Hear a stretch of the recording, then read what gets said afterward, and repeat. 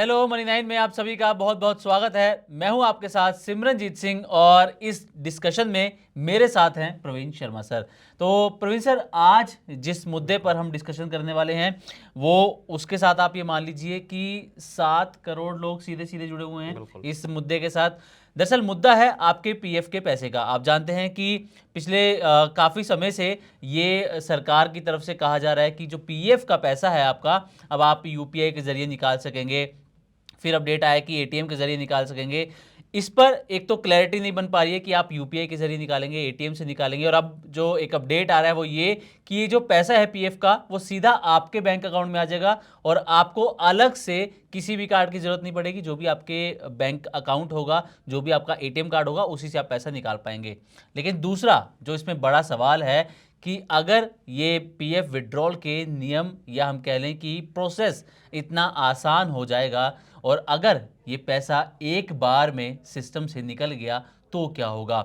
इस वक्त जो ईपीएफओ है 28 लाख करोड़ से ज़्यादा का कॉर्पस मैनेज कर रही है, और अगर इतनी बड़ी रकम एक साथ सिस्टम से निकल जाए तो क्या होगा, इसका आपकी रिटायरमेंट पर क्या असर हो सकता है, इन पूरे मुद्दे पर हम डिटेल में आज बातचीत करने वाले हैं। तो प्रवीण सर, सबसे पहले आपसे यही जानना चाहेंगे कि ईपीएफओ 3.0 इसकी तैयारियां ज़ोरों शोरों पे है। कहा जा रहा है कि इसी महीने के बिल्कुल। आखिर तक इसकी शुरुआत हो सकती है।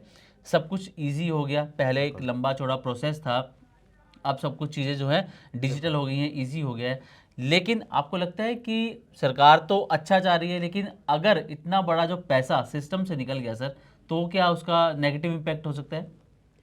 नहीं, देखिए सिमरनजीत, सरकार जो नई एक व्यवस्था लेकर आ रही है ईपीएफओ 3.0 की, जिसको लेके बहुत गहमा गहमी और बहुत सारा कन्फ्यूजन भी कन्फ्यूजन है। भी है, बिल्कुल। ऐसा नहीं है कि सब चीज़ें, सारे जितने 7 करोड़ अगर आप सब्सक्राइबर्स की बात कर रहे हैं या पीएफ के मेंबर्स की बात कर रहे हैं, तो उनके साथ जुड़े हुए अगर परिवारों को देखेंगे बिल्कुल। तो वो तकरीबन 28-30 करोड़ हम्म। लोग जो है सीधे तौर पर ईपीएफ के साथ जुड़े हुए हैं। ये बिल्कुल। सीधी बात है, साफ बात है। अब जो बड़ा कॉर्पस, जैसा आपने बताया कि 28 लाख करोड़ रुपए से ज़्यादा का जी। कॉर्पस ईपीएफओ हैंडल करता है, उसको मैनेज करता है और उसके जरिए आपको ब्याज देता है, जी। और ये पैसा पूरा का पूरा फिर आपके रिटायरमेंट के लिए काम आता है। अब सरकार जो लेकर आ रही है, उस सरकार को अगर आप पिछले कुछ वक्त से देखेंगे, कम से कम 2-3 साल से अगर आप इस चीज़ को पूरे को ट्रैक करेंगे, सरकार ने लगातार कोशिश की है कि पीएफ से पैसा निकालना एक सीमलेस प्रोसेस, एक बिल्कुल। सीमलेस प्रक्रिया बने। और उसमें हमने देखा कि पहले जो कागज भर के आपके दस्तावेज जमा कराने जी। पड़ते थे मैनुअली, उसको सरकार ऑनलाइन लेकर आई, जहां आपको केवाईसी और तमाम चीज़ें करके आप अपना पैसा निकाल सकते हैं। लेकिन वहां पे भी बहुत सारी दिक्कतें, चाहे केवाईसी कराने को लेकर हो जी। या एडिशनल डॉक्यूमेंट सबमिट करने को हो, स्कैन करके डॉक्यूमेंट जमा कराने को हो, इसको लेकर आधार आपका उसकी केवाईसी हो, खाते को आपको हर बार वहाँ पर बताना पड़ता हो, इस सब चीज़ों में भी एक बड़ी दिक्कत आम लोगों को सामने आ रही थी। और सरकार तब से फिर इसका प्लान बना रही थी कि किसी तरह से अब एक जो ऐसा नया सिस्टम बनाया जाए जहां लोग जी। बिल्कुल आसानी से अपना पैसा और जल्दी से जल्दी, अभी भी सरकार का जो फोकस है वो 5 लाख रुपए आप तत्काल निकाल पाए, मतलब ओके। बहुत जल्दी आप उसको विड्रॉ कर लें, इस पर सरकार का फोकस है। और इस वजह से बड़े पैमाने पर हमने जी। विड्रॉल होते हुए भी देखे। अगर आप पिछले कुछ 2 या 3 साल के अगर आप आंकड़े देखेंगे, तो पीएफ से निकासी में अच्छा खासा इजाफा हुआ है हर साल। ओके। अच्छा सर, जी। जी जी, बिल्कुल बताइए सर प्लीज़।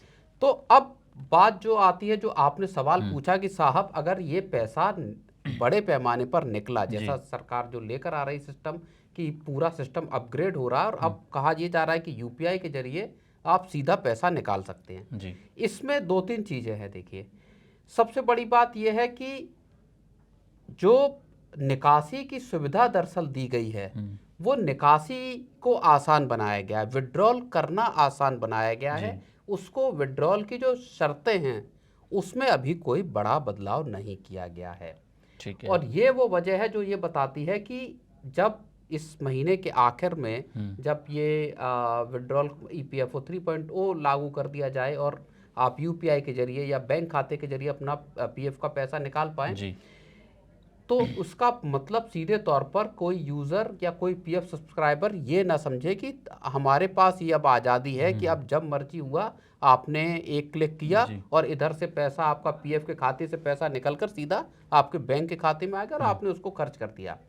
ये ऐसा बिल्कुल नहीं होने वाला। शर्तें वही हैं, मेडिकल आपकी इमरजेंसी है, ओके। एजुकेशन के लिए चाहिए, शादी विवाह के लिए चाहिए, या घर बनाने के लिए चाहिए, या आपकी नौकरी छूट गई या नौकरी आपने छोड़ दी। इन्हीं कंडीशंस में आपको पीएफ का जो 75% पैसा तक निकालने की सरकार ने इजाज़त दी है वो निकाल पाएंगे। तो जो बड़ा चंक, जो मान लीजिए एक दिमाग में ये आइडिया आता है कि साहब 25-30% भी अगर पीएफ का जो कॉर्पस है 28-30 लाख करोड़ का उसमें से निकल गया, तो आप सीधे तौर पर मानिए कि 8-9 लाख रुपए की निकासी एकमुश्त हुई, तो सरकार के ऊपर बड़ा असर पड़ेगा। उस तरह से दरअसल चीज़ें होंगी नहीं। लेकिन एक जो खतरा है सिमरनजीत, वो बहुत बड़ा खतरा ये है कि जब आप आसानी कर देंगे पैसे को निकालने में, तो ज़्यादातर लोग इसको निकालने के लिए उत्साहित हो सकते हैं, बार बार निकासी कर सकते हैं, और फिर आप ओवर द लॉन्ग पीरियड 20-30 साल बाद जब आप देखेंगे, तो हो सकता है कि जिन लोगों को रिटायरमेंट के कॉर्पस पे एक ठीक ठाक फंड मिल जाता, उनके फंड कमजोर हो गए, तो रिटायरमेंट आपका कमजोर हो सकता है। यही सवाल सर मैं आपसे जानना भी चाह रहा था कि अभी तक तो आप देख लीजिए कि प्रोसेस थोड़ा सा जटिल है ईपीएफओ का या पीएफ का पैसा निकालने का, तो लोग अमूमन अपना अमाउंट भी चेक नहीं करते हैं कितना पैसा उसके अंदर बन गया है। लेकिन जब इतना इजी प्रोसेस हो जाएगा तो लोगों को थोड़ा सा वो भी होगा कि एक बार चेक कर लेते हैं कि कितना अमाउंट हमारा बन चुका है ईपीएफओ के अंदर, पीएफ का पैसा कितना बन गया है, फिर उतनी ही तेज़ी से ज़रूरत पड़ने पर लोग पैसा उसको निकाल भी लेंगे। तो रिटायरमेंट तो सर सरकार तो यही कोशिश कर रही है कि रिटायरमेंट को ज़्यादा से ज़्यादा मजबूत किया जाए, लेकिन ये नेगेटिव भी हो सकता है रिटायरमेंट के लिए। बिल्कुल। अब इसमें देखिए दो चीज़ें हैं। एक तो चीज़ ये है कि सरकार, अगर आप पिछले कुछ वर्षों से देखेंगे तो सरकार की अप्रोच में जो पिछली सरकारें थी उनके मुकाबले चेंज आया है नई सरकार में। इसमें पहले सरकारों की अप्रोच ये थी कि पीएफ के पैसे से आपको हाथ लगाने नहीं दिया जाएगा और ये पूरा पैसा आपके रिटायरमेंट के लिए आप रिटायरमेंट के पर निकालें। जाहिर तौर पर एक लॉन्ग टर्म के लिए अगर आप देखें किसी भी व्यक्ति के लिए जो नौकरी पेशा है उसको, और प्राइवेट सेक्टर में खास तौर पर, उसके पास अपनी पेंशन का कोई विकल्प नहीं है। सरकारी नौकरी जो कर रहे हैं उनके पास अगर 2004 तक देखिए तो पूरी एक व्यवस्था थी कि साहब आपको पुरानी पेंशन के जरिए हर महीने पक्की पेंशन मिलेगी। प्राइवेट सेक्टर वाले लोगों के लिए इस तरह की कोई व्यवस्था नहीं थी, तो सरकार पीएफ के पैसे को छूने नहीं देती थी, या बहुत जटिल कंडीशंस में ही आप पैसा निकाल पाते थे। इस सरकार में ये अप्रोच एक, मैं ये देखता हूं कि बदली है जी। लोगों को सरकार का ये मानना है, जो दिखाई देता है, कि आपके पैसे पर आपका हक होना चाहिए। और ये जो अप्रोच चेंज हुई तब से हम फिर पीएफ के जो विड्रॉल की जो पूरी प्रक्रिया है, जल्दी पैसा निकालना हो, इस सब में हम बदलाव होता हुआ देख रहे हैं सिमरनजीत। लेकिन सरकार की यहाँ पर एक दिक्कत भी है जो आप बात कह रहे हैं। एक तो इसका असर ये होगा कि सीधे तौर पर जो युवा हैं, मान लीजिए कोई किसी ने 22-23 साल की उम्र में नौकरी शुरू की और फॉर्मल सेक्टर में आकर उसका पीएफ कटना शुरू किया हुआ, लेकिन आपको आपके मोबाइल पर इस बात का अधिकार मिल गया कि आपने जब चाहा अपना खाता चेक किया, आपको कुछ खरीदने का मन लग रहा है, जिस तरह का कंज्यूमरिज्म है खासतौर पर नए लड़कों में, नए जो युवा हैं उन लोगों में, तो ये बार बार विड्रॉल के लिए प्रेरित कर सकता है। ये एक खतरा है, एक चीज, और आपको अल्टीमेटली ये आपकी रिटायरमेंट को कमजोर कर देगा। दूसरी चीज सरकार के लिए भी आफत है। अभी पीएफ के पास जो 28-30 लाख करोड़ का जो फंड है उसमें उसका जो 85% से ज्यादा हिस्सा है सिमरनजीत, वो लगा हुआ है गवर्नमेंट बॉन्ड्स में। तो सरकार के पास दरअसल लॉन्ग टर्म का कैपिटल आता है, जिसका इस्तेमाल सरकार केपेक्स में और तमाम जो वेलफेयर स्कीम्स हैं उनको चलाने में इस्तेमाल करती है। अब और 15% का मैंडेट है, आप ईटीएफ के जरिए ईपीएफओ पैसा लगा सकता है शेयरों में। तो अब सरकार के लिए ये दिक्कत हो सकती है, अगर बार बार विड्रॉल होंगे, जल्दी जल्दी विड्रॉल होंगे, लोग निकालेंगे पैसा, तो सरकार को जो एक लॉन्ग टर्म का मजबूत कैपिटल मिलता था यहाँ से, वहां पर जाकर फिर सरकार को दिक्कत हो सकती है। तो ये एक सरकार के लिए भी आफत है। इसके बावजूद सरकार ये बड़ा स्टेप उठा रही है। सर यहाँ पर आपने जिक्र किया कि पिछले कुछ सालों के अंदर अगर देखा जाए तो पीएफ विड्रॉल में हम लगातार जो है बढ़ोतरी होते हुए देख रहे हैं, सेटलमेंट के अंदर भी बढ़ोतरी देख रहे हैं। तो मैं यहाँ पर छोटा सा एक डेटा जो है वो यहाँ पर सामने रखना चाहूँगा। FY23 की अगर हम यहाँ पर बात करें तो करीब करीब 1.58 लाख करोड़ रुपए की निकासी जो है वो की गई पीएफ अमाउंट में से। FY24 में ये बढ़कर हो गई 1.82 लाख करोड़ रुपए, यानी कि यहाँ पर जो है 16% के आसपास की बढ़ोतरी इसके अंदर निकासी के अंदर जो है वो देखने को मिली है। इसी के साथ FY25 की अगर बात करें तो यहाँ पर 2 लाख करोड़ से ज़्यादा का जो है अमाउंट यहाँ पर निकाला गया है पीएफ में से, और इसमें FY24 के मुकाबले देखें तो 12.5% की ग्रोथ यहाँ पर या बढ़ोतरी का यहाँ पर होती हुई नजर आई है पीएफ विड्रॉल के अंदर। इसी के साथ क्लेम सेटलमेंट की भी यहाँ पर बात कर लेते हैं।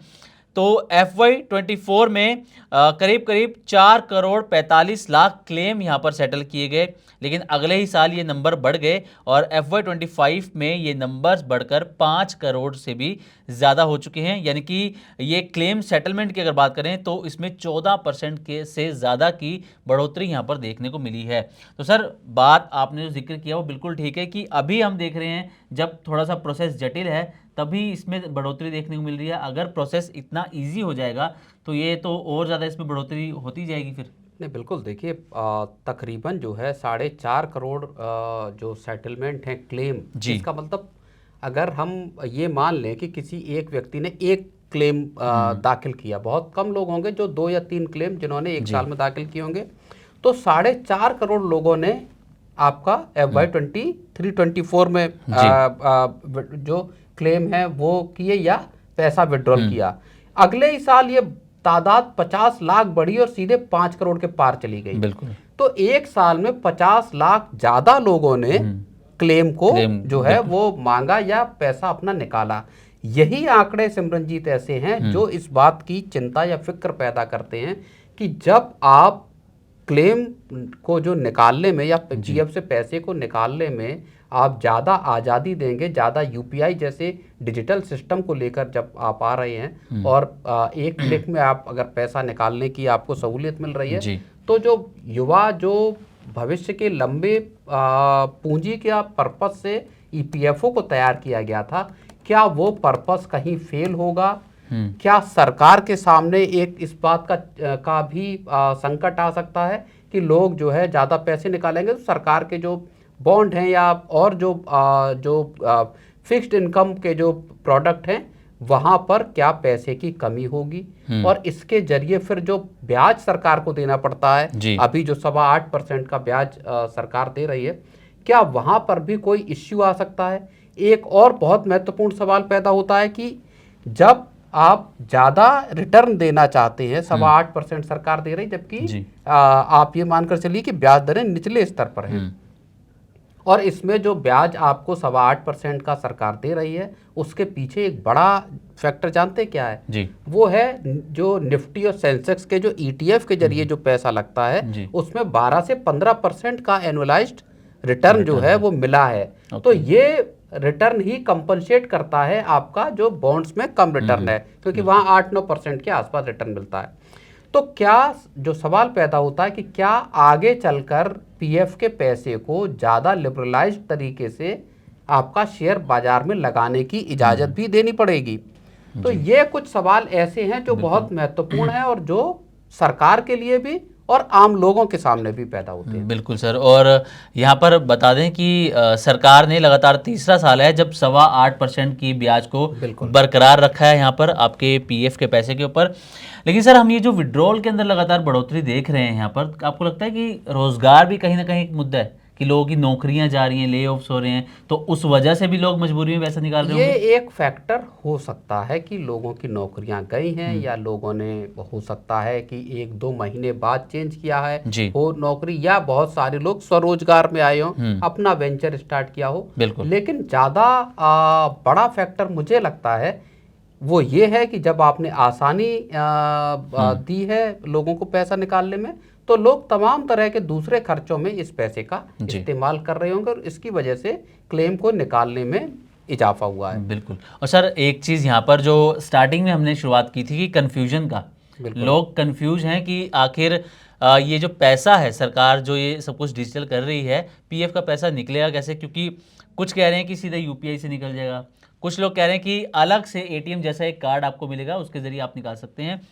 लेकिन अब सीएनबीसी की मैं एक रिपोर्ट देख रहा था सर, उसमें ये जिक्र किया जा रहा है कि पीएफ निकासी के लिए कोई भी अलग से कार्ड आपको नहीं मिलेगा। आप यूपीआई के ज़रिए जो है अपने बैंक अकाउंट के अंदर सीधे पैसे को ट्रांसफ़र कर सकते हैं, और फिर आपका जो भी एटीएम होगा, जो भी बैंक आप यूज़ कर सकते हैं करते हैं, उसके ज़रिए आप ये पूरा पैसा जो है वो निकाल सकते हैं। अब इसी के साथ एक बारी ईपीएफओ कितना कॉर्पस संभालती है सर, ये भी बता देंगे, कितनी बड़ी जिम्मेदारी ईपीएफओ के ऊपर है यहाँ पर।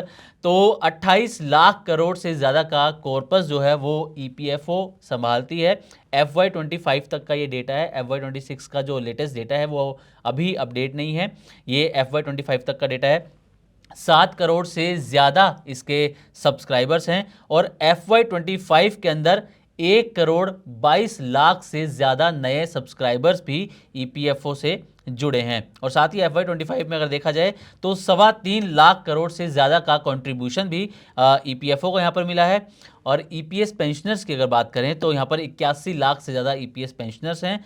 और साथ ही ईपीएफ पर अभी हमने जिक्र भी किया था कि लगातार ये तीसरा साल है जब 8.25% ब्याज जो है यहाँ पर वो बरकरार रखा गया है। तो सर जाते जाते कुछ एक लोगों की जो कन्फ्यूजन है उस पर मैं आपसे जानना चाहूँगा कि क्या आपको लगता है कि सरकार को इस पर क्लैरिटी कुछ देनी चाहिए कि कैसे ये पैसा निकलेगा, लोग कैसे इसको निकाल सकते हैं? अभी तक सरकार की तरफ से ऑफिशियली कुछ ऐसा नहीं कहा गया है ना? नहीं, बिल्कुल इस मामले में क्लैरिटी लाना ज़रूरी है लेबर मिनिस्ट्री को। इस पूरे क्या तरीका है, उस सारी चीज़ों को जो लोगों के मन में सवाल है, और मुझे लगता है कि सरकार ऐसा करेगी, FAQs जारी करेगी जहाँ पर कि एक एक स्टेप बाय स्टेप आपको सारी चीज़ें बताई जाएंगी, किस तरह से आप यूपीआई के जरिए निकाल सकते हैं या एक अलग से कार्ड दिया जाएगा। ये तमाम चीज़ें किस तरह से पैसा निकाल सकते हैं, क्या पाबंदियां कम होंगी, ज़्यादा होंगी, इन तमाम चीज़ों को सरकार को मुझे लगता है कि साफ तौर पर आम लोगों के, क्योंकि बड़ा तबका है, 7-8 करोड़ मेंबर हैं, तो उनको मुझे लगता है साफ तौर पर सरकार को बताना चाहिए। बिल्कुल। चलिए, thank you so much Praveen sir इस टॉपिक पर बातचीत करने के लिए, क्योंकि आम जनता से जुड़ा हुआ मुद्दा है, स्पेशली जो लोग प्राइवेट सेक्टर के अंदर नौकरी करते हैं उनसे जुड़ा हुआ मुद्दा है, और उनके लिए जानकारी देना भी बेहद ज़रूरी था। तो उम्मीद करते हैं कि हमारी ये डिस्कशन, हमारी ये वीडियो आपको अच्छी लगी होगी। आज की वीडियो में बस इतना ही। नमस्कार।